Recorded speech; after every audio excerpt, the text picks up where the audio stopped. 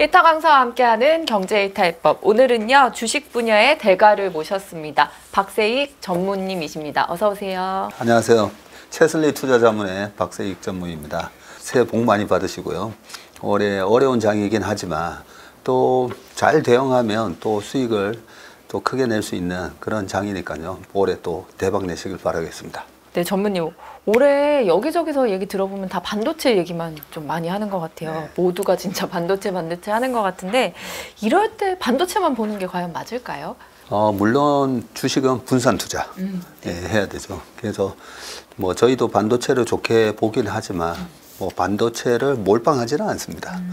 주식이라는 게 이번에 저 PBR 주식도 꽤 많이 올랐잖아요. 네네. 그 인내하신 분만 수익을 얻을 수 있는 장이었을 거예요. 근데 그 가치주를 하든 성장주를 하든 인내하지 못한 분들은 맨날 이래 쫓아다니다가는 수익을 못 얻거든요.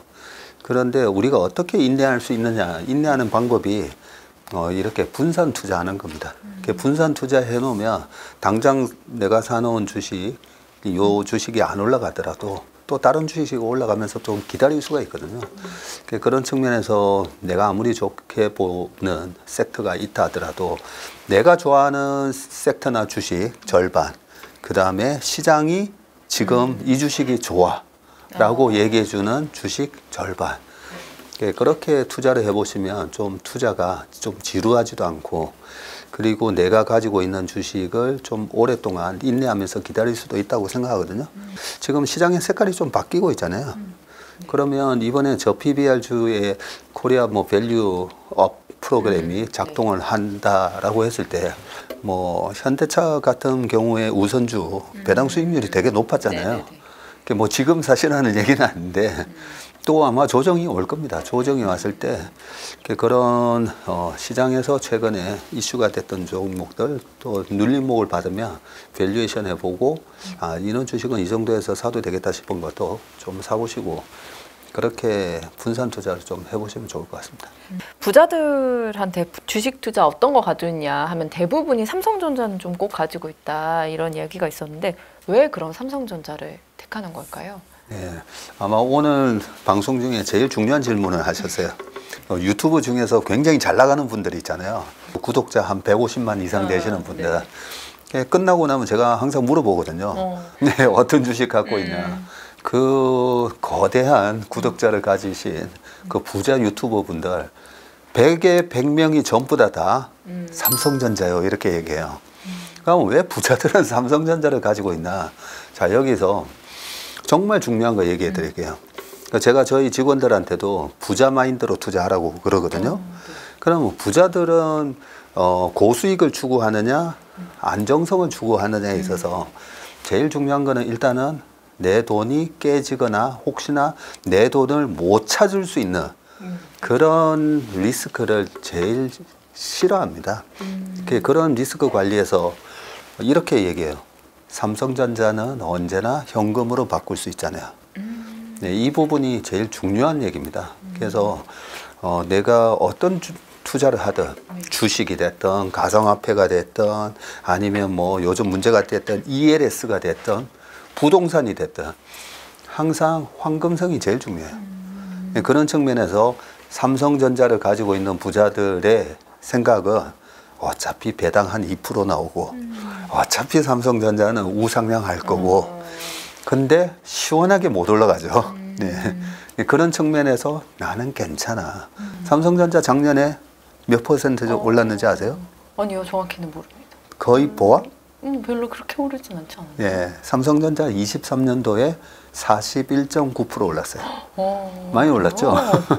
네, 하이닉스는 그 대신 한 89% 올랐어요. 하이닉스가 많이 올랐어요. 그러니까 우리가 항상 상대적인 비교로 하이닉스 쳐다보고 있으면 삼성전자 되게 지지부진해 보였지만 삼성전자 작년에 다 52주 신고가 냈고요. 그 얘기는 52주 1년 동안에 삼성전자를 어떤 구간에서 샀든 다 수익 냈다는 얘기예요. 네, 그런 측면에서 우리가 주식 투자를 하는데 최근 한 3년에서 5년 이렇게 경험이 좀 짧으신 분들이나 아니면 10년, 20년, 30년을 했는데 내가 주식 투자로 돈을 못 벌었다는 분들 보면 삼성전자 투자 잘 안 합니다. 아유, 그 무거운 걸로 언제 돈 벌려고. 예, 그런데 삼성전자 같은 우리나라의 제 1등 기업이잖아요. 지금 몇십 년째 시가총액 1등이거든요. 시가총액도 계속 커지고 있죠. 예, 이렇게 커지는 기업으로 반도체에 그것도 세계 회사밖에 없잖아요. 메모리는. 그렇죠. 이렇게 과점화되어 있는 시장에서 기술적인 초격차를 유지하면서 이런 기업으로 돈을 못 버는데 딴 데 가서 돈을 벌려고 한다. 그거 부분에서 좀 생각해 보셔야 되고요. 그래서 부자들은 느리지만 그래도 안정적으로 은행 이자보다는 에이, 그래요. 삼성전자 사놓으면 훨씬 나아. 그리고 중요한 거 하나, 내가 돈을 찾고 싶을 때 언제든지 찾을 수 있어. 이런 측면에서 삼성전자가 갖고 있는 그런 가치를 좀 생각하시면서 투자를 하셔야 된다. 방금 근데 SK 하이닉스는 한 80% 올랐다고 하셨잖아요. 그러면 SK 하이닉스가 작년에 사실 HBM 뭐 이런 쪽에서 뜨면서 많이 올랐는데 삼성전자랑 그럼 SK 하이닉스 투자를 이제 할 때 비중을 좀 어떻게 가져가는 게 좀 더 좋을까요? 네. 주가가 올라갈 때 반도체 이제 사이클이 업 사이클로 들어서면 과거의 사례를 보면 항상 하이닉스가 더 많이 가요. 예, 그런데 우리가 보면 주식시장은 저는 너무나 페어한 시장이에요. 굉장히 공정한 시장이에요. 자, 위험은 낮은데 고수익이 나오는 거 없죠. 예, 우리가 하이 리스크 하이 리턴이라 하잖아요. 그만큼 위험에 대한 프리미엄을 주는 거죠. 그러면 작년에 하이닉스에 대해서 저희 고객분도 이렇게 얘기합니다. 아니, 지금 3조 4천억 이렇게 적자 나는 회사를 왜 사냐고. 그 반도체의 업황에 과점화되어 있는 상황이나 반도체 사이클을 모르고 하시는 얘기인데 저희도 무서워요. 3조 4천억 적자 나는데 그것도 분기에. 하지만 그 과점화되어 있는 시장하고 재고가 이제 소진되어 간다라는 거 알면서 업황 바닥에서 이제 주식을 사는 거거든요. 근데 위험하잖아요. 아, 하이닉스 저러다가 유성증자도 하는 거 아니야? 그렇죠. 그런 위험에 대한 프리미엄을 결국은 준 겁니다. 하이 리스크, 하이 리턴을 해준 거죠. 그런 측면에서는 하이닉스가 수익률은 높아도 그래도 비중은 삼성전자가 2면 하이닉스 1. 네, 저희는 이렇게 그 포트폴리오를 구성했고요. 그 삼성전자 3을 사지 않고 하이닉스 1을 삼으로써 하이닉스 1이 삼성전자 2 갖고 있는 거랑 똑같은 수익률을 내줬잖아요. 떨어질 때는 하이닉스가 더 떨어져요. 그렇죠? 하이닉스는 50% 이상 떨어졌었어요. 근데 삼성전자 50% 안 빠졌어요. 96,800원 갔다가 51,800원까지 빠졌죠. 50% 안 빠졌잖아요. 근데 전 세계 반도체 회사 엔비디아 350불에서 130불 갔어요. 거의 70% 빠졌다가 올라간 겁니다. 그런 측면을 보면 삼성전자는 또 삼성전자대로 떨어질 때 좀 덜 떨어지고 올라갈 때는 좀 더디지만 그게 그 큰 초인류 기업이 보여주는 좀 안정성이라고 보시면 될 것 같아요. 그럼 현재 뭐 올해가 시작된 지 얼마 되진 않았지만 한국과 미국 증시를 좀 점검을 해본다면 어떻게 보고 계세요? 2021년도에 우리나라 시장이 3,316을 2021년 6월 25일 날 기록을 했다가 연말까지 왔다 갔다 박스권이었거든요. 그 박스권의 미국 주식은 11월에서 그 다음에 1월까지 계속 올라갔었죠.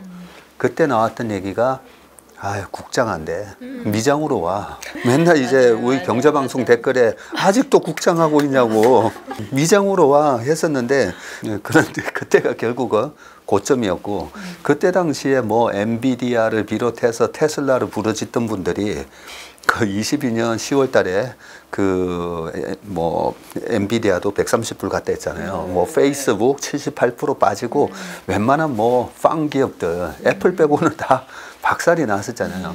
그래서 그때 당시에 제가 얘기했던 게 이렇게 패드가 만들어준 박앤세일 기간에 명품 기업을 싸게 사세요. 명품 가방은 샤넬백 그 세일 안 하잖아요. 그런데 그 명품 가방을 만드는 LVMH나 그런 회사들 주가도 36%씩 빠져 있었거든요. 그래서 제가 22년 말에는 명품 기업 사서 내년에 명품 백 사시라고 네, 그렇게 얘기를 했었는데 아무튼 그 미국 시장이 지금도 또 확 올라가는데 우리만 안 올라가고 있는 이런 상황이 짜증스럽기는 하겠지만 미국 기업은 보면 지금 어떤 상황이죠? 전 세계 시장이 스트레스를 받고 있는 거는 금리 때문이잖아요. 자, 그러면 우리가 주식 투자, 부동산을 잘하려면 이 금리와의 상관관계를 좀 알아야 됩니다. 그렇죠. 그리고 상대적 매력도. 자, 미국채 금리가 작년 10월 달에 거의 5%를 찍었어요. 우리가 경영학 교과서 공부하다 보면 리스크 프리 에셋이라고 하는 위험 아예 없는 무위험 자산을 얘기할 때 항상 미국 10년물 국채 금리를 얘기하거든요. 아니, 무위험 자산인데 5%를 줘? 무위험 자산인데 2년물 국채 금리는 5%였잖아요. 그럼 2년 동안 확실하게 5%를 주는 미국채가 있는데 네. 배당 2%? 좀 너무 허접해 보이는 거죠. 그런데 매그니피센트 세븐이라는 종목들은 그러면 왜 올랐는데 걔네도 현금이 너무 많아요. 그렇죠? 현금이 많으니까 이번에 실적 발표할 때마다 뭐라고 그래요? 아, 우리 자사주 매입을 얼마 하겠다. 배당 얼마 주겠다. 그 정도로 하면서 애플이 자사주 매입하고 배당을 해서 주주한테 돌려주는 그 투자 수익률이 5%나 돼요. 그러면 10년물 국채 금리는 채권 가격이 올라가지는 않잖아요. 네. 그 이자는 그만큼 받지만. 그런데 애플 아니 가만히 있어도 5% 주주한테 돌려주는 그 주주 환원율이 거의 뭐 100% 가깝기 때문에 5% 내가 수익도 얻을 수 있고 주가도 올라갈 수 있잖아요. 그러면 애플 같은 주식 사죠. 엔비디아 아니 영업이익률이 얘는 뭐야 60% 90% 막 이런 식으로 나오면 야, 이 정도 하면 주가가 올라가는 그 캐피탈 게인 자본 차익이 그 미국채 5%보다 훨씬 커 보이니까 이제 걔네들은 사는데 나머지 미국에도 보면 러셀 2000이라는 중소형 지수가 있잖아요. 러셀 2000 지금 연초 이후 마이너스예요. 작년에도 별로 못 올랐잖아요. 그죠? 그래서 고금리 상황에서 미국의 중소형 주들도 현금이 많지 않고 계속 그 확고한 경제적 해자를 갖고 있지 못한 그런 기업들은 우리나라 기업하고 비슷하게 별로 많이 수익은 안 났어요. 그래서 굉장히 지금 그 금리 대비해서 상대적인 매력도가 높은 회사들만 올랐다고 보시면 되는데 작년에 최근에 우리나라 엔터테인먼트나 뭐 피부 미용기계 이런 주식들이 최근에 이제 빠졌죠. 빠졌는데 작년에 보면 매그니피센트 세븐 종목 못지않게 많이 올랐어요. 예, 예를 들면 JYP 같은 경우에도 영업이익률 30% 나오거든요. 많이 올랐었죠. 그리고 피부 미용 아마 잘 아실 건데 클래시스 이런 회사도 영업이익률 거의 50% 나와요. 그런 회사들 보면 뭐 그 미국의 기업들이 미국의 투자가들이 많이 샀어요. 네, 사모펀드에서 막 인수도 하고 그런 식으로 금리를 비트할 수 있는 그런 매출 성장이나 이익 성장이나 아니면 또 현금을 보유하고 있느냐 그런 것에 따라서 차별화돼서 움직인 거지 우리나라 시장만의 약세 그거는 아니었다라고 말씀드릴 수 있습니다. 방금 뭐 엔비디아 뭐 얘기해 주셨고 뭐 아마존이나 애플 뭐 근데 이런 몇몇 종목들이 보면 미국 주식에 좀 상승을 좀 이끈 것 같거든요. 혹시 미국 주식 중에 그래도 좀 좋게 보시는 종목이 혹시 있으실까요? 일단 미국 주식을 보면 참 부러워요. 그죠? 왜냐하면 최근에 실적 발표를 보면 그런 종목들이 매출 성장률이 다 두 자릿수예요. 다 10% 이상 매출 성장이 일어났어요.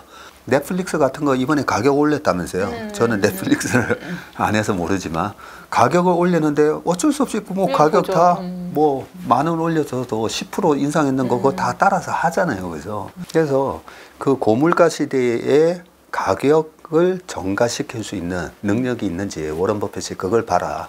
그러면서 가격 결정권을 갖고 있는지. 근데 매그니피센트나 미국의 그 빅테크 기업들이나 이런 회사들 보면 그런 가격 결정권이 있는 거죠. 있으면서 매출은 두 자릿수로 올랐는데 정말 부러운 건 뭐냐면 페이스북도 그렇고 페이스북 2021년 연말부터 사람 계속 잘랐었어요. 사람을 그렇게 계속 잘라 놓으니까 매출은 두 자릿수 올랐는데 코스트가 비용이 4%밖에 안 올랐네. 그게 대부분 그래요. 매출은 늘었는데 비용이 적게 올랐으니까 뭐가 좋아지죠? 영업이익률이 좋아지죠.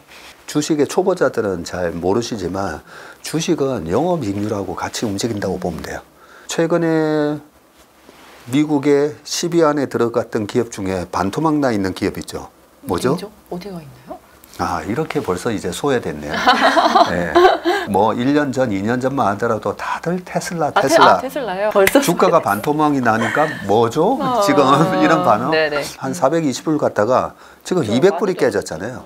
근데 왜 지금 200불도 안 하고 있냐면 2022년도에 영업이익률이 그 안 좋은 해에 16.8% 나왔어요. 영업이익률이. 근데 작년에 9%. 영업이익률이 반토막이 나니까 주가가 반토막이 난 거예요. 뭐 나중에 2차 전지도 아마 질문하시겠지만 2차 전지 주식이 왜 못 올라갔느냐? 영업이익률이 떨어져서 그렇잖아요. 그러면 우리가 여기서 하나 생각해 봐야 될 게 이런 현상이 언제까지 이어질 건데, 그죠? 매출은 계속 두 자릿수 상승이 나오는데 코스트는 계속 다운이 되면 주가가 계속 올라갈 거예요. 영업이익률이 계속 개설될 테니까. 그러면 여기서 잘 생각해 봐야 됩니다. 보통은 사람을 자를 때 경기가 안 좋아지고 매출이 둔화되고 그러니까 안 되겠다. 우리도 다운사이징 하자면서 사람 자르잖아요. 네. 근데 미국의 빅테크 기업들이 아니 사람을 잘라야 될 지금 그런 상황인가? 아니잖아요. 아닌데 근데 왜 잘랐겠어요? 그게 바로 AI의 힘인 거죠. AI 때문에 사람 10명 필요 없네. 예, 9명만 있어도 되는 거죠. 실제로 지금 뭐 챗GPT부터 시작해가지고 이 AI가 만들어내는 어마어마한 생산성 혁신이 이루어지고 있어요. 그런 측면에서 지금 이 AI가 얼마나 기업의 영업이익을 더 개선시킬지 지금은 모르는 거예요. 그냥 모를 때는 그 추세대로 그냥 따라가는 거예요. 그런 측면에서 미국 시장의 상투는 내년 상반기 돼봐야 알 것 같아요.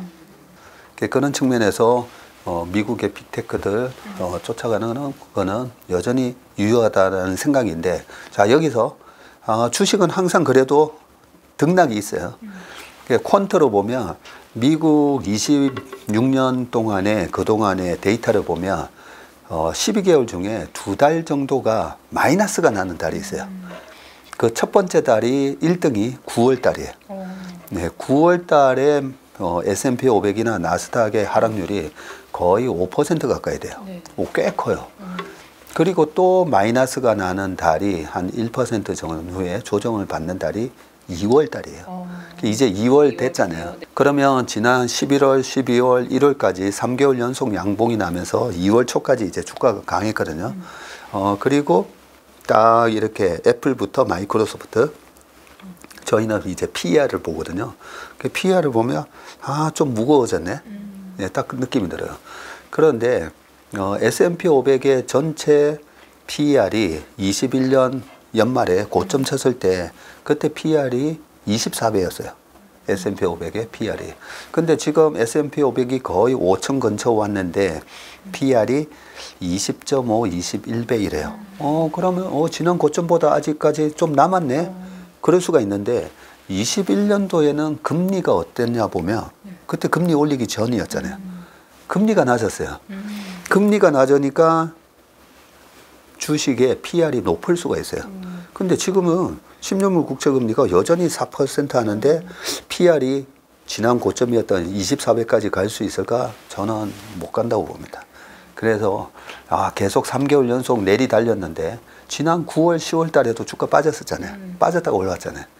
그래서 이번에도 전체적으로 보면 2월 달에 또 싸게 살 기회를 한번 줄 거다라는 부분이고, 또 올해는 미국 대통령 선거를 그렇죠. 앞두고 또 8, 9, 10월 달에 또 한 번 또 싸게 살 기회를 줄 거다. 예, 이렇게 전체적으로 두 번의 기회를 잘 노리시면 좋을 것 같습니다. 미국이 반도체 제재를 중국을 향해서 좀 세게 하고 있잖아요. 그 수위도 높이고 있고.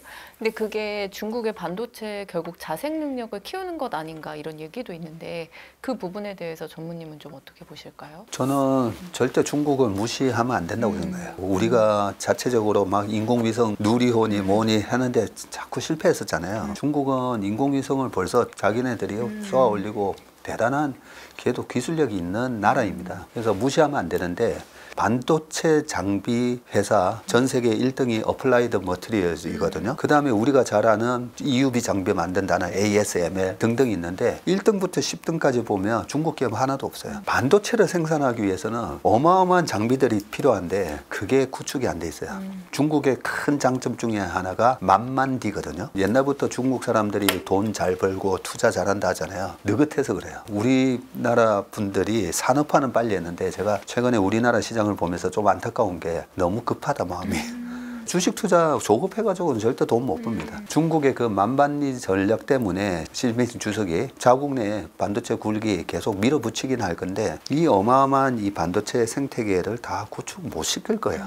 그리고 결정적인 게 중국의 시진핑이 지금 장기 집권 하도록 만들어 놨잖아요.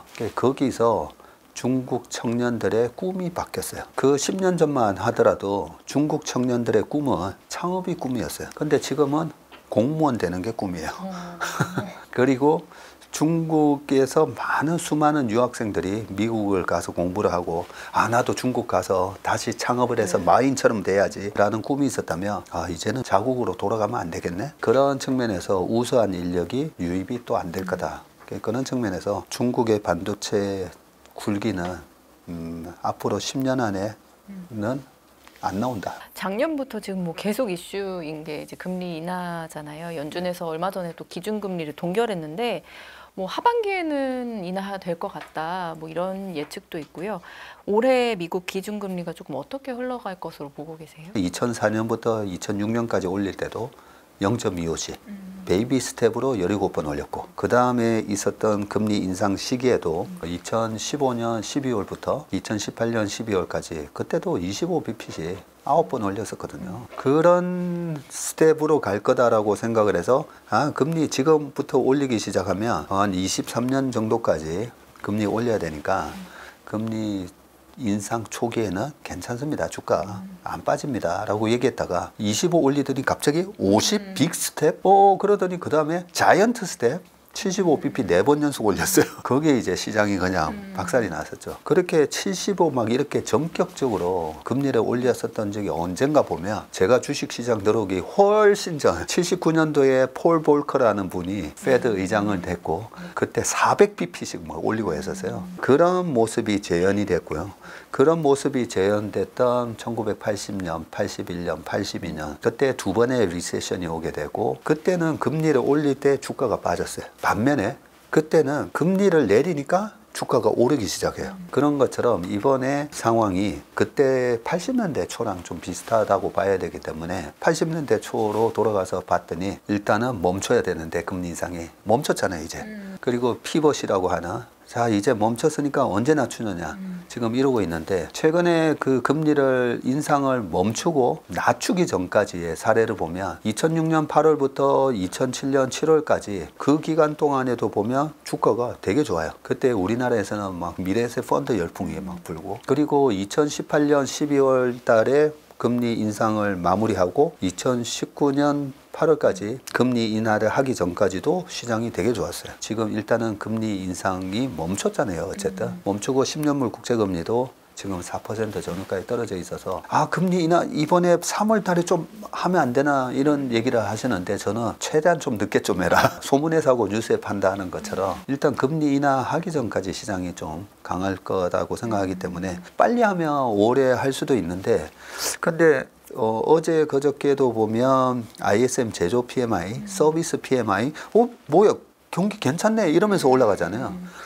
저는 그런 현상이 올해 상반기 내내 일어난다고 봐요. 경기가 절대 나쁘지 않습니다. 미국 경기가 절대 나쁘지 않기 때문에 경기 관련된 지표 보면 아, 뭐야, 이러면 금리 못 낮추겠네, 이럴 거고요. PC나 CPI가 발표되면, 뭐야, 떨어지네, 물가가. 그래서 물가는 떨어지는데 경기가 좋은 그런 골디락스 상황이 연출된다고 보기 때문에 그 페드의 금리 인상이 없으면 뭐 주가가 못 올라가고 뭐 이런 걸 너무 걱정하지 마시고요. 페드의 금리 인상하기 전까지는 이 골디락스 장세가 좀 진행될 거다라고 보시면 되고, 자, 금리가 이제 인하했을 때를 우리가 또 어떻게 대응을 해야 되는지 대응 전략을 가지고 계셔야 되는데, 좋은 불 시나리오 아니면 베어 시나리오 두 가지를 다 알고 계셔야 돼요. 우리가 예측보다는 대응이라는 얘기가 있잖아요. 첫 번째는 2019년 사례예요. 2019년도에 세 번의 금리 인하를 하거든요. 금리 인하를 했을 때 시장이 이제 경기 안 좋아지는 거 아니야 하고 출렁하다가 또 올라와요.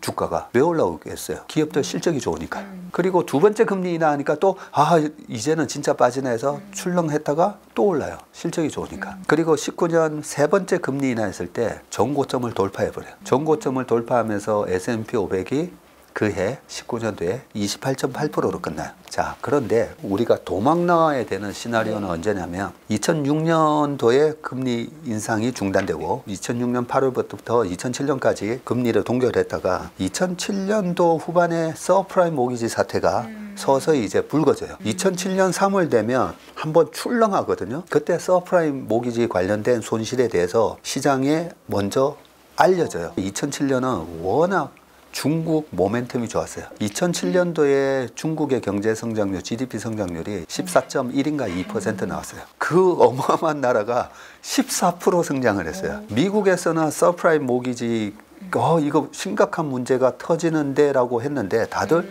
중국의 성장을 보면서 괜찮아. 네, 그렇게 해서 2007년이 시장이 좋았어요. 우리나라의 기업 실적도 2006년 대비해서 성장을 했고요. 미국도 그때 보면 EPS가 2007년도 성장을 해요. 그러다가 박살났거든요. 금리를 3번에서 5번 무조건 인하합니다. 올해. 세 번째 금리 인하 때 2007년 말과 같은 상황이 나오는지, 2007년에는 세 번째 금리 인하 때 어떻게 되냐면요. 첫 번째 금리 인하하고 빠지는 듯 하다가 올라와요. 두 번째 금리 인하했을 때도 빠지는 듯 하다가 올라오는 모습은 2019년하고 똑같습니다. 세 번째 금리 인하를 했을 때 오히려 이 헤드앤숄더 모습으로 확 빠져요. 그러고 나서 베어 스턴스가 망해요. 그리고 그 다음에 2008년 넘어가면서 메릴 린치 망하고 뱅크 오브 아메리카, AIG 생명 줄줄이 이제 무너지면서 9월 달에 리만 브라더스가 무너질 때까지 그냥 눈사태가 일어난 것처럼 무너지는 모습이 나왔기 때문에 이번에 세 번째 금리 인하했을 때 시장이 어떤 상황인가. 근데 뭐 제 생각을 말씀드리면 저는 2019년하고 똑같은 상황이 재현될 거다라고 보고 있습니다. 왜냐하면 그때 당시에 그런 위기가 오잖아요. 그러면 실업률이 급등을 해요. 실업률이 급등을 하게 돼 있는데 지금 구인 구직 보고서 이런 거 보면 일자리가 더 많아요. 그죠?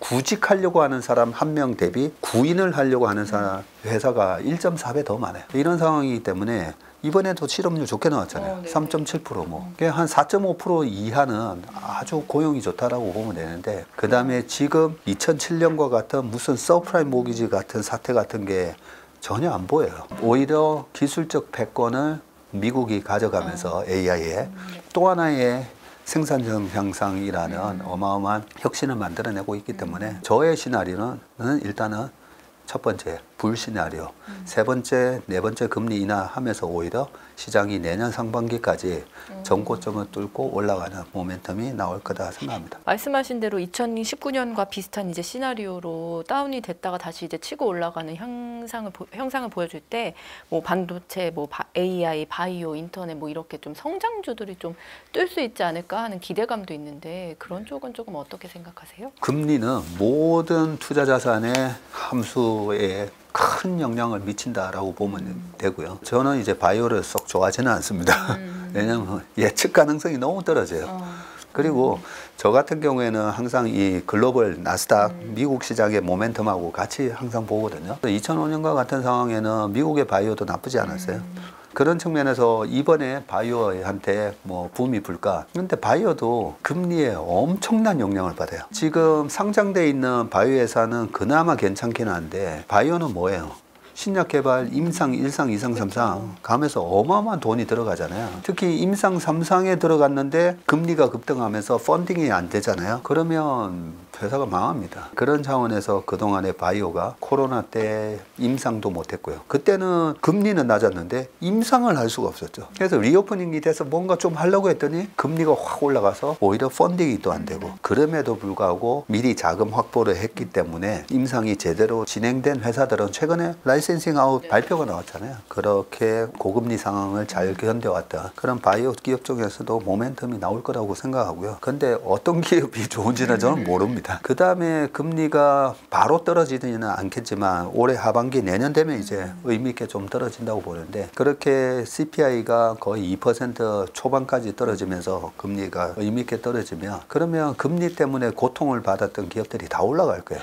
미국 기업을 예를 들면 미국의 금리에 가장 크게 피해를 받는 회사가 어딜까 생각해보면 엄청나게 많은 고정비가 들어가는데 매출이 안 나오면 그러면 고생하겠잖아요. 그게 바로 크루즈 회사. 그 카니발 크루즈 같은 회사가, 그런 크루즈가 한 100대 있어요. 그 100대를 유지 관리를 해야 되는데 거기에 돈이 천문학적인 숫자의 적자가 났었죠. 그러다가 지금 살아나고 있는.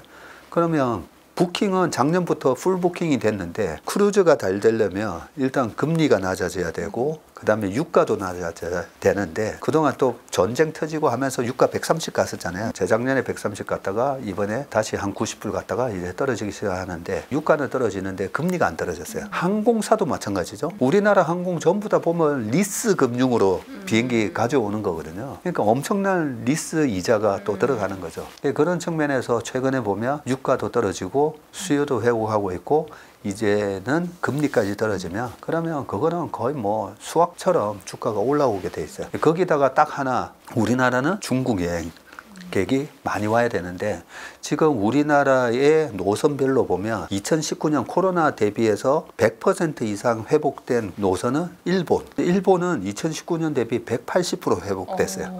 노선이 100개였다면 지금 180개 노선이 회복이 됐고요. 유럽이 한 88%, 미국도 거의 다 회복됐는데 중국이 55%밖에 안 돼요. 근데 중국이 빠르게 지금 한국하고 중국의 노선이 빠르게 회복되고 있어요. 그런 부분까지 감안을 해보면 금리가 떨어지면 항공주도 괜찮을 거다. 드디어 그동안에는 늑대 소년이었는데 드디어 이제 늑대가 온다. 그렇게 생각합니다. 우리 주식시장이 뭐 홀수에 강하고 짝수에 좀 약하다 이런 말씀을 전무님께서 해주셨었는데, 올해가 딱 2024년 짝수의 해잖아요. 네. 올해는 조금 뭐 예외일지 아니면 조금 그동안처럼 약할지 어떻게 보고 계신지. 작년 1월 달에 올해 시장을, 2023년 시장을 템플턴 경이 그렇게 얘기했죠. 강 세장은 비관 속에서 탄생하고 회의 속에서 자란다고. 비관론이 엄청나게 팽배했었죠. 작년 2023년 1월 6일인가에 2180을 저희 우리나라가 찍었었는데, 그때 올해 홀수에다가 미국 대통령 3년 차에다가 뭐 이런 얘기를 하니까 저 사람 뭐야, 홀짝 박사야 뭐야.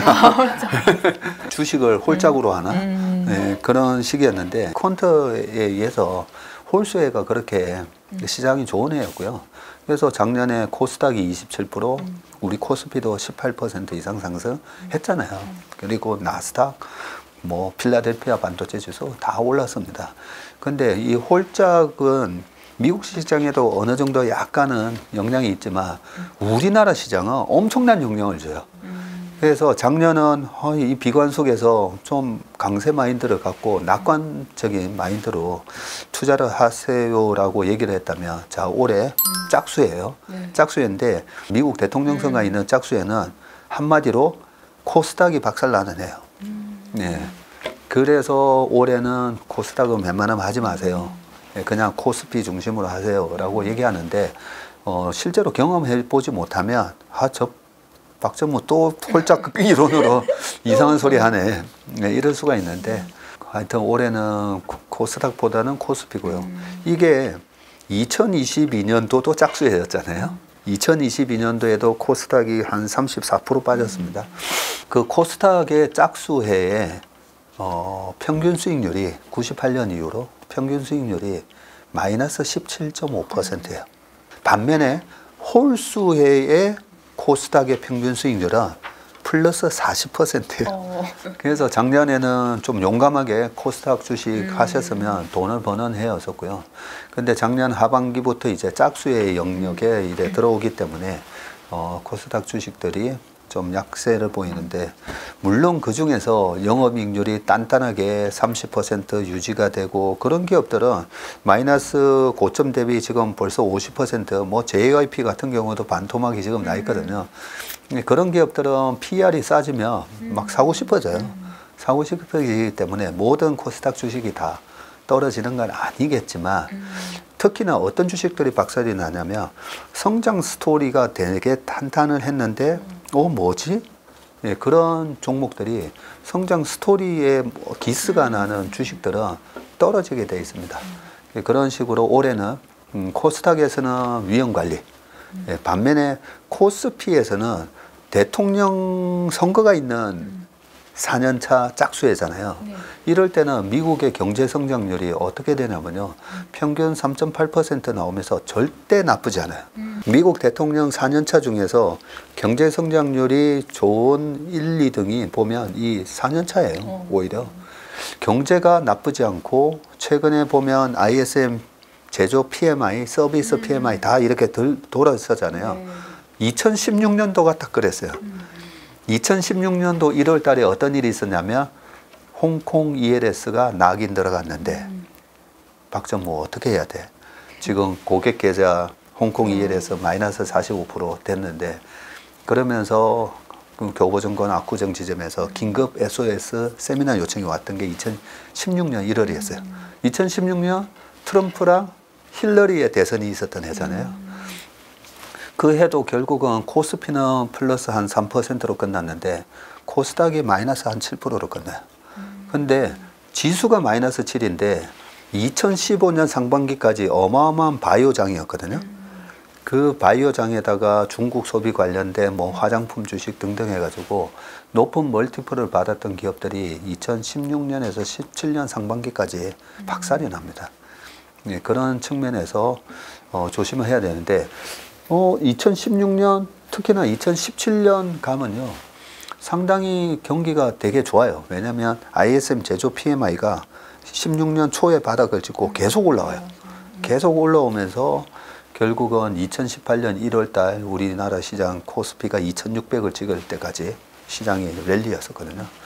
그때 제가 제 친구한테 너 2015년까지 주식으로, 그때 막 종목으로 돈을 번 선수한테 너 이제는 대형주로 돈을 벌어야 되는데 너 대형주 매매할 줄 모르니까 우리 회사한테 맡겨라. 그랬더니 자기가 뭐 하고 있는 이 좀 종목이 있는데 이것만 매매하고 나면 나중에 맡길게 하면서, 딱 보니까 뭐 잡주를 하는 것 같아요. 종목을 끝까지 얘기 안 했는데 그 2017년 18년 그 좋은 장에 깡통 났어요. 깡통. 그런 강세장에서도 그렇게 내가 어떤 주식을 하느냐에 따라서 크게 수익률이 다를 수도 있다는 얘기거든요. 그래서 대형주가 가는 장이에요. 올해하고 내년에는. 그것도 경기 민감한 대형주가 가는 장입니다. 그런 차원에서 올해 포트폴리오를 좀 잘 짜셨으면 좋겠습니다. 작년은 계속 2차 전지 붐이었잖아요. 근데 올해는 아까도 뭐 얘기했지만 반도체 얘기 나오는데, 이거 외에 혹시 전무님이 보시는 업종 뭐 따로 있을까요? 아마 이 방송을 보시는 분들, 내가 주식 3년, 5년 참 열심히 했는데 왜 이렇게 돈 벌기 힘든가, 네, 라고 생각하시는 분들한테 제가 말씀을 드리고 싶은 게, 어떤 업종이 유망하나요? 어떤 기업이 유망하나요? 그런 걸 한 3년, 5년 보셨잖아요. 돈을 못 버시는 분들, 왜 돈을 못 버시냐면 매매를 잘못 하시기 때문이에요. 제가 제일 걱정이, 매매를 잘못 하시는 게 어떻게 매매를 하시냐면, 작년에 2차 전지 많이 올랐잖아요.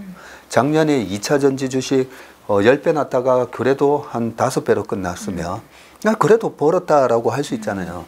근데 작년 연말에 계좌를 까서 정말 돈을 번 분이 계신지 보면 돈 번 분 별로 없을 거예요. 왜냐하면 10배 올라갈 때는 500만 원으로 10배 올라가서 5천만 원을 벌었다고. 근데 10배 다 못 먹죠. 왜냐하면 보통 이제 샀다 팔았다도 많이 하시고 나 너무 처음에 30% 먹고 팔아버렸어요. 하다가 계속 떨어지면 사야지 하고 걸어 놓는데 안 떨어지죠. 계속 올라가거든요. 그러면 밑에다가 떨어지면 사야지 걸어 놓다 보니까 고점 치고 이제 떨어질 때 체결이 돼요. 체결이 되네? 툭 사지는 거예요. 그리고 보통 그러면 다시 올라야 되잖아요. 안 올라가면 내가 500만 원이 아니라 5천만 원 샀었어야 되는데 이 마음 때문에 1,000만 원 체결되고 또 떨어지면 1,000 하고 계속 1,000 하다가 올라갈 때 500만 원은 결국은 300% 수익이 나서 한 1,500만 원 벌었다면 떨어질 때 산 1,000이 마이너스 40% 50% 돼 있어요. 그래서 결국 궁극적으로 보면 뭐야 왜 손해가 나 있지? 저는 그렇게 매매하셨을 게 너무 뻔해요. 그게 2차 전지뿐만 아니라 삼성전자도 보면 그래요. 20년도에 그 코로나 때 빅7 종목만 올라가고 이놈 못 올라가네 하면서 삼성전자 팔았다가 96,000원 가니까 거기서 이제 12만 원 리포트 나오는 거 보고 뭐야 삼성전자 지금이라도 사야 되나 하고 걸어놨는데 96,000원 찍고 바로 그때 87,000원까지 빠지거든요. 체결이 된 거죠. 그래서 삼성전자 저는 91,000원에 샀어요. 89,000원, 89층에 저는 89층이에요. 87층. 보면 올라가는 87층, 85층이 아니라 떨어지는 87층, 85층에 다 사신 거예요. 그러면서 뭐라고 얘기하냐면 그때 21년 초에 저희는 자금 안 받습니다. 여기서는 조심해야 됩니다. 이런 얘기하면 전문이 왜 그렇게 트레이딩을 하려고 그러세요? 주식은 이렇게 좋은 주식은 장기적으로 모아가는 거예요. 네, 그렇게 얘기하시면서 떨어지는 87,000원, 85,000원, 81,000원 이렇게 사다가 7만 원이 깨지면 뭐라고 얘기했어요? 전문이 너무 무서워요. 네, 그렇게 되면 결국은 싸게 사야 될 때는 안 사시다가 이제 올라오면 본전되면 팔아야지. 네, 그렇게 심리가 변하게 돼 있습니다. 그래서 우리가 유망업종 이런 거 항상 공부를 하지만 내가 매매를 제대로 할 줄 모르면 이런 얘기가 아무 의미가 없어요. 왜냐하면 떨어질 때 사시게 돼 있기 때문에. 그런 측면에서 배터리 같은 경우에는 그 핸드폰 배터리부터 우리가 1등이었어요. 일본을 다 죽여버리고 그랬는데 지금 대형 2차 전지로 갔을 때 배터리에 대해서 그냥 이걸로 좀 답을 말씀드릴게요. 지금 양극재 업체 하면 쌍두마차가 있죠. 에코프로 BM, LNF가 있는데 자, LNF가 그때 2009년, 10년, 11년도에 30배 올랐어요. 30배. 그 30배 올랐다가 2012, 13, 14, 15 가면서 마이너스 89% 나요. 왜? 2차 전지 배터리가 분명히 우리가 1등이고 우리나라 삼성전자 전 세계 1등이고 그때는 LG도 LG 사이언 하면서 계속 만들어 팔고 있을 때예요. 근데 마이너스 90% 빠져요. 왜냐하면 요즘은 이제 보조 배터리 잘 안 보이는데 보조 배터리 저는 가방에 하나씩 넣어 다니거든요. 그 보조 배터리 이래 뒤에 보면 샤오미. 그 보조 배터리 뭐 보면 다 메이드 인 차이나예요. 그러면서 배터리에서 나오는 수익성이 악화되면서 빠졌다가 이번에 전기차 모멘텀으로 다시 28배가 올랐어요. LNF가. 28배가 올랐다가 지금 계속 빠지고 있잖아요. 대형 2차 전지 쪽에서도 또 똑같이 중국의 CATL, BID 하면서 또 중국하고 싸우고 있는 거예요. 중국의 전기차 회사들이 너무 많아요. 지금 구조조정이 이제 시작됐죠. 작년에 반도체 보세요. 반도체 재고가 너무 많다 할 동안 주가가 많이 빠졌었잖아요. 그래서 모든 기업이 아무리 1등이라 하더라도 그 산업에 사이클이 있습니다. 그 사이클을 우리가 경기순환 사이클, 재고 사이클이라 하잖아요. 그래서 재고가 막 늘어날 때는 주가 피해 있다가 재고가 이제 상투 쳤네. 재고가 이제 줄기 시작해.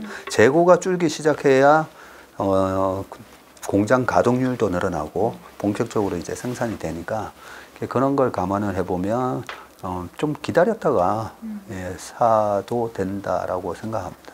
그럼 앞으로는 그 2차 전지 주가가 좀 어떻게 흘러갈까요? 조금 더 기다렸다 사라고 하셨는데 그럼 조금 더 빠졌다가 그 작년과 같은 그런 이 포모 현상에 의한 쏠림 현상이 있잖아요.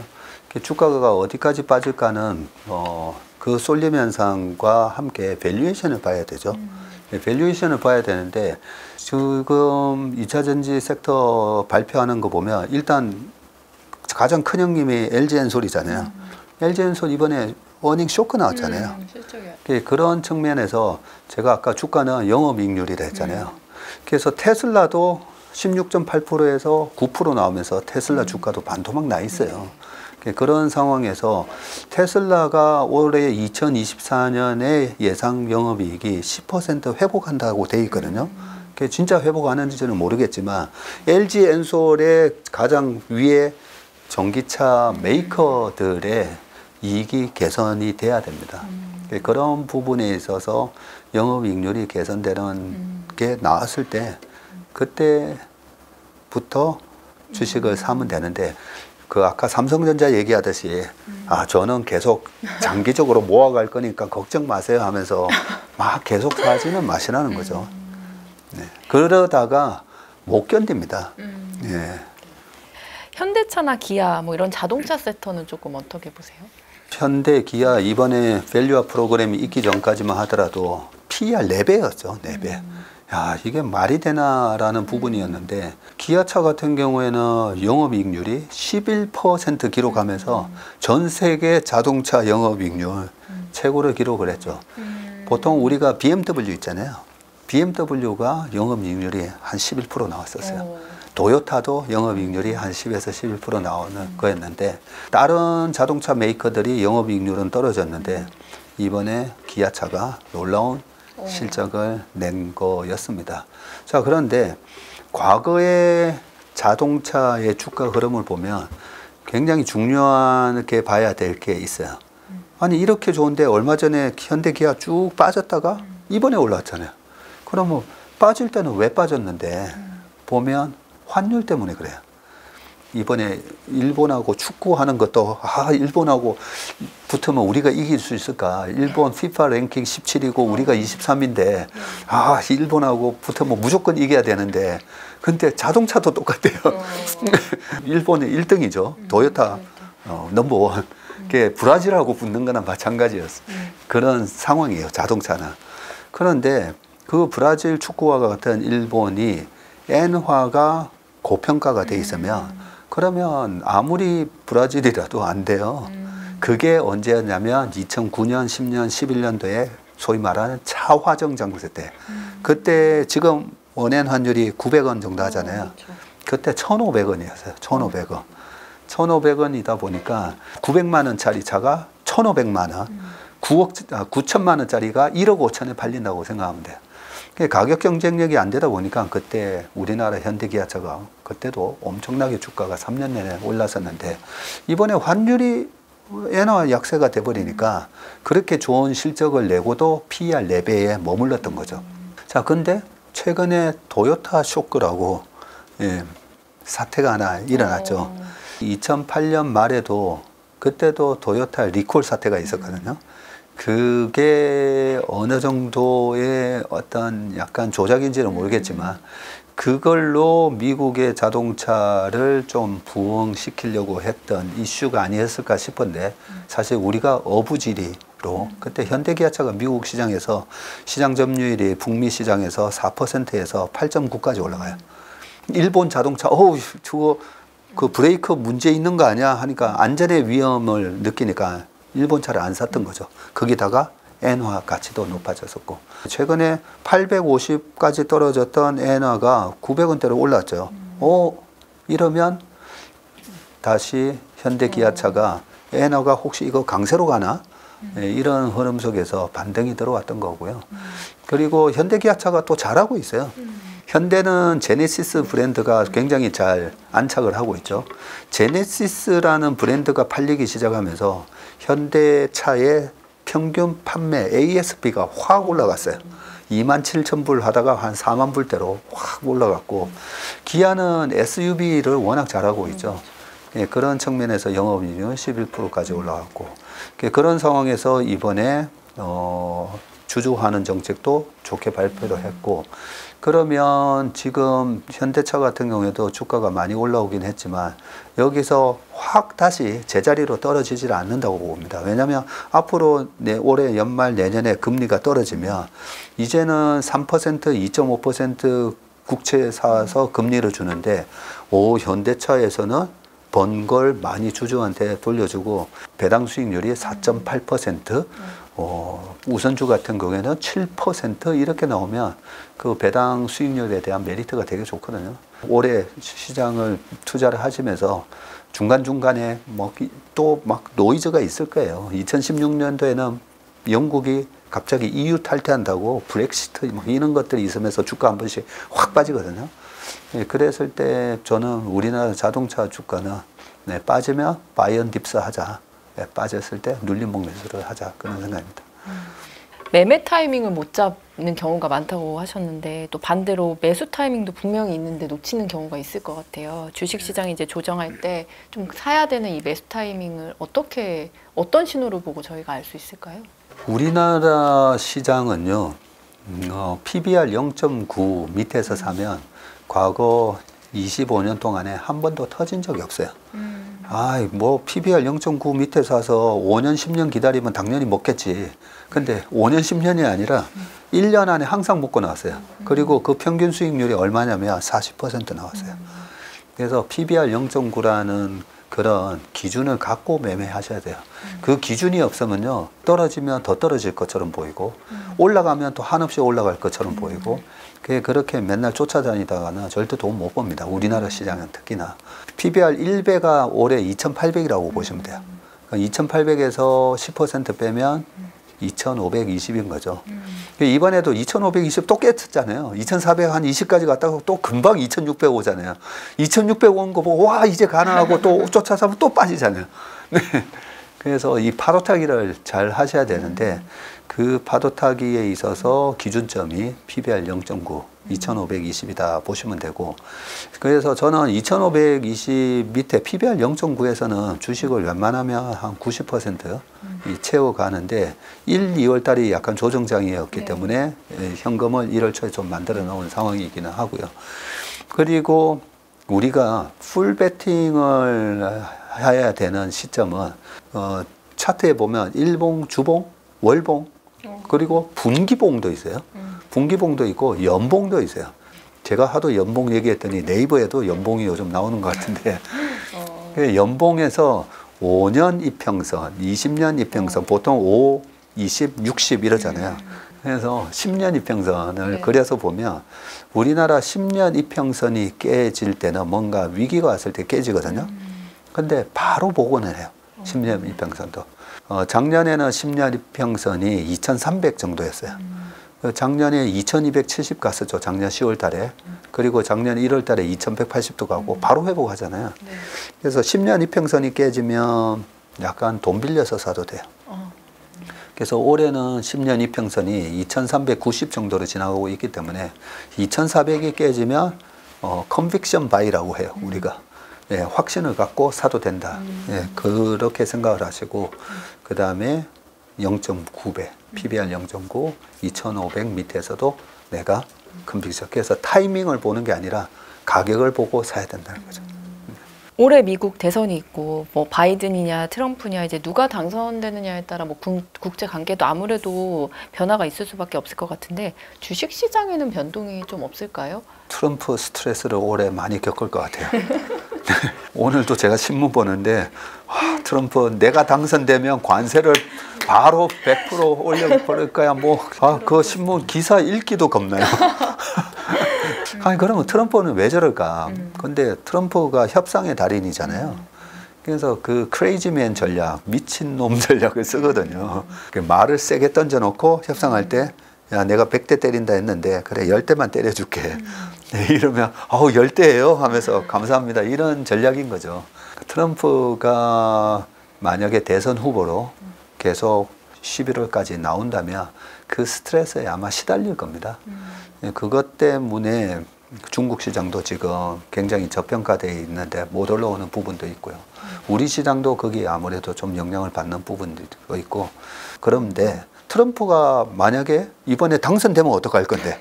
제가 지난 2020년도에 트럼프가 당선될 확률이 아주 높다 했다가 틀렸어요. 근데 그때 또 퀀트로 제가 분석을 했었는데 4년을 하고 연임을 못한 대통령이 많지는 않아요. 77년도부터 81년도에 카트 대통령이라고 그 굉장히 참 인품도 좋으셨던 분인데 그 카트 대통령도 4년 하셨고요. 그 다음에 1990년 초까지 대통령 하셨던 조지 아버지 부시. 아버지 부시도 4년밖에 못 하셨어요. 근데 그 두 분이 계셨던 그 기간에 리세션이 있었고요. 경기가 안 좋으면 잘리더라고요. 그래서 클린턴이 그렇게 얘기했죠. 바보야, 문제는 경제야라는 그런 유명한 얘기를 했었는데 트럼프 때 하필이면 재선 때 코로나가 터지는 바람에 그때 재선 선거가 있기 전에 실업률이 7%가 넘었어요. 미국 역대 대통령 역사에 실업률 7% 넘는데 재선된 대통령이 없었어요. 웬만하면 재선되겠지라고 생각을 했는데 그 실업률 때문에 결국은 실패했습니다. 그러면 이번에 바이든이 재선에 도전하는 거잖아요. 그 실업률 좋잖아요. 그러면 웬만하면 4년하고 안 자르거든요. 그래서 확률적으로는 보면 바이든이 될 확률이 높은데 제 말은 믿지 마세요.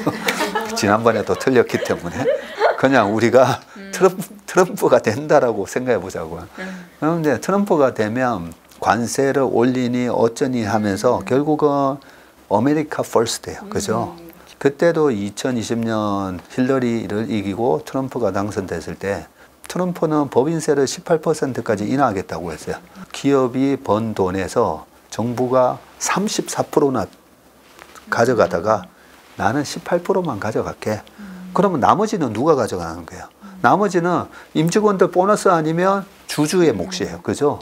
정부가 가져가는 세금을 낮추면 주주의 몫이 늘어나니까 주가는 무조건 올라가는 거였거든요. 그래서 이번에 트럼프의 공약을 한번 잘 보고요. 이미 지금 법인세는 좀 낮춰져 있는데 어떤 효과가 있을지 모르겠지만 트럼프는 굉장히 영악한 사람이고 경제가 망가지는 것을 원하는 사람은 아니기 때문에 트럼프가 당선됐다고 해서 크게 변할 건 없는데 트럼프가 당선되기 전까지 바이든 정부에서 했던 IRA 법안이니 이거 무조건 나는 엎어버릴 거야. 이런 게 이제 좀 시장에 영향을 줄 것 같다 생각합니다. 핵심 우량 자산을 사야 한다 전무님이 이런 말씀을 자주 해주시는데 이 핵심 우량 자산의 특징 뭐 아까 영업이익률 이렇게 뭐 얘기를 해주셨는데 꼽아주신다면 주식 투자는 웬만하면 내가 초심자다 하면 제발 핵심 우량 자산 저기 시가총액 높은 것들 거기서 좀 매매하셨으면 좋겠고요. 그런데 21년, 22년도에 보면 미국에서도 게임스탑이니 뭐니 나는 투기에 소질이 있어 하면 하셔도 되는데 내가 주식 투자에 초심자다 싶으면 웬만하면 물려도 갖고 있으면 다시 올라올 주식을 사야 되는 겁니다. 물려도 올라올 주식이 뭐냐면 뭐 삼성전자 같은 것부터 해서 그러면 이런 생각이 들죠. 네이버 카카오 많이 빠져 있는데 네이버 카카오는 많이 물려 있는데 이게 올라올 주식인가?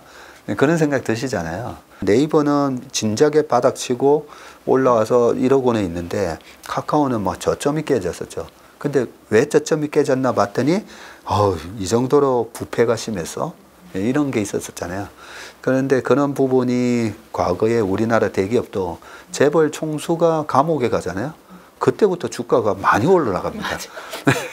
그래서 이번에 카카오 대표가 구속됐다고 해서 이런 뉴스에 그동안에 카카오에 물려 계시던 분들이 안 되겠다, 여기서 팔아야 되겠다 그러실 것 같아서 대표이사가 구속되면 오히려 주가가 오릅니다. 그런 얘기를 말씀드린 적이 있는데 이번에 아마 주가가 올라갈 때 네이버가 삼성전자면 카카오가 하이닉스처럼 저는 카카오의 주가 상승률이 더 높을 거라고 생각합니다. 왜냐하면 그게 페어하잖아요. 리스크 테이킹을 더 했잖아요. 그리고 계속 더 회사가 망가지면 절대 사면 안 되는데 카카오라는 기업은 대체 불가한 지금 우리나라의 SNS 기업이잖아요. 이게 되게 중요하거든요. 카카오 주주가 나 손실 나서 내가 앞으로 나 카카오 절대 안 써. 뭐 안 쓸 수가 없죠. 온갖 단톡방에 야 너는 왜 카카오 안 해? 카카오 야 단톡방에 좀 들어와 이러잖아요. 그리고 또 하나 우리가 쉽게 생각하는 부분이 내 동생이 이번에 카카오에 취직했대. 어떡할 거예요? 아니야 카카오 가면 안 돼. 이러실 거예요. 왜 이게 중요하냐면 우리 아이나 내 동생이 입사한다고 하면 이 기업을 장기적으로 보는 시각으로 바뀌어요. 우리가 주식을 너무 단기적인 시각으로 보다 보니까 내가 지금 당장 사서 3개월 동안 벌 수 있냐 이런 식으로 보잖아요. 근데 장기적인 시각으로 봐야 돼요. 그래서 예전에 2020년, 21년도에 제가 테슬라도 얘기하고 그 다음에 또 하나 얘기했던 주식 중에 하나가 우버 얘기했었어요. 당장 안 올라가니까 박전무 우버 어떻게 되냐 뭐 이래요. 근데 이 공유 경제, 에어비앤비나 우버 더 강력해지고 있잖아요. 우버는 이번에 코로나가 터졌는데도 우버 이츠 해가지고 배달의 민족처럼 뭐 딜리버리도 하고 그런 식으로 1등의 지위가 더 강력해지고 이런 부분에 있어서 우버 같은 거 지금 신고가 막 나오고 있거든요. 그런 것처럼 우리가 핵심 우량 기업은 뭐냐? 내 생활에서 이 기업 아니면 안 돼. 그런 기업이 핵심 우량 기업이고 지금 AI 시대에 엔비디아 GPU 너무 비싸. 근데 뭐라고 그래요? 테슬라의 앨런 머스크도 누구다 우리 GPU 엔비디아 거 30만 개 확보했습니다. 막 자랑하잖아요. 그런 대체 불가한 제품을 만드는 기업이 핵심 우량 기업이다라고 보시면 되고 그 핵심 우량 기업으로 우리가 투자를 하는 습관을 기르셔야 됩니다. 그래야 내가 물려도 회복이 돼요. 그죠? 다 회복했잖아요. 6월까지 이제 공매도 금지인 상황인데 이후에 이제 풀리겠지만 주식 시장과 투자에도 당연히 영향을 줄 수밖에 없을 것 같아요. 어떤 영향이 있는지. 그 질문을 이렇게 한번 생각해 보시면 주식이 없는데 빌려서 때리는 거잖아요. 자, 그런데 돈이 없는데 빌려서 사는 걸 신용이라고 그러죠. 그죠? 우리나라에 신용잔고가 많았을 때 한 25조 갔다가 바닥 쳤을 때 16조 갔다가 지금 또 한 18조, 19조 해요. 그러면 신용을 금지했다. 그러니까 주가가 못 올라갈까요? 돈을 빌려서 사는 걸 전면 금지를 했다고 치자고요. 그러면 주가가 못 올라갈까? 전 세계에 스마트머니가 너무 많고요. 우리나라뿐만 아니라 저축 어마어마한 800조 이런 어마어마한 돈들이 있어요. 그래서 우량한 기업의 가치가 떨어졌다? 그러면 매수세가 또 들어오겠죠. 그래서 주식시장은 그 가격을 발견하는 기능이 작동을 하고 있습니다. 그런데 거기에 시장이 좋을 때는 돈을 빌려서 사면서 생각했던 것보다 더 주가가 올라가요. 그리고 떨어질 때는 이 정도면 너무 많이 빠진 거 아니야? 뭐 고마해라 이제 많이 묻다이가 뭐 이런 수준으로 빠졌는데 못 올라가잖아요. 그게 공매도 때문이에요. 그래서 그런 영향을 줘도 기업의 그 추세를 바꾸지는 못하고요. 그래서 올라갈 때 내려갈 때 쏠림이 좀 더 심해지는 거는 있어도 결국은 그 가격이 제 가격으로 다 돌아옵니다. 그래서 공매도 금지가 풀린다. 그거 풀리는 거 저는 걱정이 없어요. 갈 놈은 가니까. 물린 주식이 이제 있으신 분들이 많으실 텐데 좀 정리해야 되는 건 좀 하는 게 좋잖아요. 어떤 전략으로 조금 정리를 하고 좀 유지할 건 유지하고 하는 게 좋은지. 이번에 삼성물산 같은 주식이 올라오니까 어떤 분이 12년 만에 플러스가 났다. 네, 그렇게 얘기하시는데 저는 고등학교, 대학교 때 아버지가 공모주를 투자하셨기 때문에 그때 당시에 롯데케미칼이 호남석유였거든요, 이름이. 호남석유 3만 원 갔다가 6천 원 가더라고요. 못 팔아서. 이 사이클 주식이다 보니까 6천 원 갔다가 그 다음에 다시 10만 원도 가고 또 빠졌다가 그 다음에 40만 원 가고. 그럴 때는 물려도 그냥 기다리면 돼요. 이 주식은 사이클상으로 보면 다시 올라올 거야. 근데 조심해야 되는 건 뭐냐면 노키아가 피처폰에서 스마트폰으로 넘어가기 전에 그 애플의 스마트폰이 나오기 전에 스마트폰 시장의 1등이었거든요. 그러다가 애플이라는 게 나오면서 죽어버렸잖아요. 그래서 경쟁 우위에서 그 지위를 잃으면 도망 나와야 돼요. 그래서 물린 주식이 어떤 주식에 물렸느냐 판단이 중요한데 버텨야 될 기업이 있고 아니면 정말 손절해야 되는 주식도 있고 한데 그러면 이렇게 설명드릴게요. 그냥 반도체 삼성전자 많이 들고 계시니까 삼성전자가 주가는 빠졌었는데 87층, 85층에서 물려 계신 분들 그냥 가지고 계세요.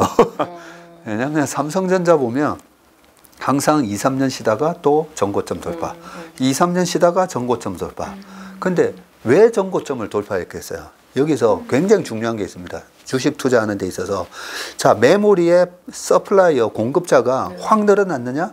여전히 3명이에요. 그죠? 여전히 세계 회사고 미국이 견제를 하면서 중국 못 들어오게. 그러면 공급자는 3개인데 그러면 수요만 늘어나면 돼요. 수요만. 그런데 80년대에는 PC, 그 다음에는 스마트폰, 그 다음에는 데이터 센터, 플랫폼 기업들. 아, 이제는 끝난 거 아닌가? 여기서 요 3개만 있었다면 반도체도 여기서 왔다 갔다 했을 거예요. 그런데 뭐야? 챗 GPT 저게 뭐지? AI? 이러면서 어마어마하게 그것 때문에 GPU 확보하느라 거기에 연동되는 HBM3 확보하느라 이러잖아요. 그러면서 골드만삭스가 얘기했던 작년 연말에 한국의 반도체를 사라고 하면서 얘기했던 그 핵심 키워드가 뭐냐면 오케이, 우리는 그거 시클리컬인 거 안다. but expanding 한다라고 해놨어요. 하지만 이 반도체 산업이 계속 expanding 확장하고 있다는 거죠. 이게 되게 중요해요. 그런 측면에서 삼성전자 결국은 시간 싸움이에요. 뭐 10년 뒤에 오르는 게 아니라 곧 9만 원, 10만 원. 저는 그게 내년 상반기가 되지 않을까 생각하거든요. 그래서 조금만 더 참으시면 80층, 91층 구조대 이제 곧 갑니다. 올해 같은 이런 시기에는 어떤 분들은 또 금에 그냥 좀 꾸준히 투자해라 이러시기도 하고 뭐 투자 자산이 사실 많잖아요. 뭐 예금, 채권, 뭐 주식도 당연히 있고요. 어떤 자산을 늘리는 게 요즘 같은 시기에 가장 좋다고 생각하세요? 올해는 아무래도 좀 왔다 갔다 하는 장이기 때문에 계속 저는 현금을 한 5에서 많이는 50%까지 저희는 일단 8, 9, 10월 달 정도 되면 현금 비중을 좀 늘리고 그걸 갖다가 장기채 ETF를 살 그런 계획을 가지고 있긴 해요. 그런데 계속 좀 긍정적인 마인드로 빠질 때마다 무조건 우리는 산다. 아까 그 PBR 0.9 눈 감고 산다. 그런 전략을 갖고 있기 때문에 웬만하면 아직까지도 주식시장에 먹을 룸이 많아요. 먹을 주식이 많고. 그래서 저는 제1순서로 금을 살 거냐, 금보다는 주식이고요. 지금 장기채를 살 거냐, 장기채도 좋긴 한데, 당장은 지금 미국 주식도 괜찮잖아요, 보면. 우리나라 주식도 빠지면 또 바로바로 회복합니다. 그리고 외국인이 최근에 어떻게 하고 있냐, 우리나라 주식 계속 사모으고 있잖아요. 굉장히 많이 샀어요. 작년에 우리나라 주식을 외국인이 11조 5천억 샀거든요. 10조 이상 산 적이 언젠지 아세요? 2016년도에 11조 3천억 샀어요. 그렇게 11조나 사 모았더니 2017년에 장이 날라갔죠. 지금 너무 비슷해요. 작년에 11조 5천억 사고 1월 달 들어와서도 삼성전자 그 2조 3천억어치 블락딜도 받기는 했지만 3조 이상 샀어요, 지금. 외국인이 지금 이 왔다 갔다 하는 매물에 지쳐서 던지는 우리 기관과 개인의 매물을 계속 사모으고 있어요. 이러고 나면 수급이 깨끗해지면서 위로 튀거든요. 그래서 웬만하면 그래도 주식 80%는 담고 가자. 네, 그런 말씀을 드리고 싶습니다. 그럼 뭘 사야 되지? 잘 모르면 그냥 코덱스 200, 우리나라 지수 사세요, 지수. 코스닥 150은 나중에 올해 10월 말에 사시고 코덱스 200 사시면 됩니다. 종잣돈 1억이 있다. 그럼 어디에 어떻게 좀 투자를 하는 게 좋다. 어떤 조언을 해주고 싶으세요? 일단 방금 코덱스 200 말씀드렸고 네. 그 10년 이평선 2,400이 깨지면 코덱스 레버리지 사셔도 돼요. 네, 제가 웬만하면 레버리지를 하시지 말라고 하는데 그 컨빅션 바이를 해야 되는 때가 있거든요. 그럴 때는 코덱스 200 을 추정하는데 2배로 추정하는 레버리지 사셔도 되고, 올해는 조금 한번 가치주 영역에 있는 것들 이렇게 펼쳐서 봐도 된다는 생각이고요. 예, 그런 측면에서 여전히 그 주식 ETF로 80, 그리고 7월 달부터는 채권 ETF로 한 50 옹듯하고, 그리고 미국 대통령 선거 전에 전부 100% 주식 ETF로 그렇게 하시면 되고, 그때는 10월 말에는 코스닥 150을 30에서 50%까지 늘려도 된다고 생각합니다. 마지막으로요, 올해 개인 투자자들이 어떤 전략으로 시장에 임했으면 좋겠는지 한마디 해주세요. 작년이 쉬운 장이었어요. 작년은 보면 조금만 긍정적인 마음으로 투자하셨으면 상반기 때 2차 전지도 있었죠. 자동차 갔죠. 반도체 갔죠. 뭐 피부 미용 갔죠. 뭐 많이 올랐어요. 그래서 작년은 오히려 주식을 조금만 용감했으면 돈 버는 장이었는데, 올해는 어쨌든 리스크 관리를 잘 하셔야 됩니다. 리스크 관리를 항상 마음속에 생각을 해놓고 시장이 빠졌을 때 용감하게 바이 앤 딥스 하나, 우리가 그런 용어가 있거든요. 바이 앤 딥스, 셀 앤 랠리. 그런 전략이 있는데, 최근에 우리나라 개인 투자가분들이 너무 잘하세요. 빠지면 용감하게 막 사시더라고요. 그렇죠? 빠지면 개인 7천억 매수 이러고, 또 2,600 가면 개인 매도 뭐 7천억 하면서 계속 그런 전략으로 임하시면 되고, 10월 말에는 매수해서 내년 상반기까지 좀 길게 끌고 가는 그런 전략으로 대응하시면 될 것 같습니다. 네, 오늘 박세익 정무님하고요, 올해 주식시장 한번 짚어봤습니다. 함께 해주셔서 감사합니다.